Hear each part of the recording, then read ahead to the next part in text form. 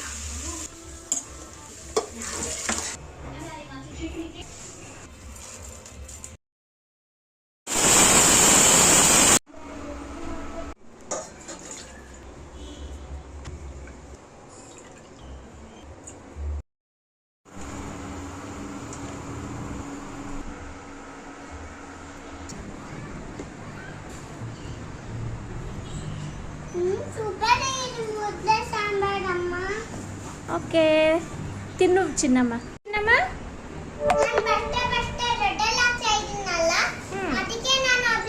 ಚಿನ್ನಮ್ಮ, ಹೌದಾ?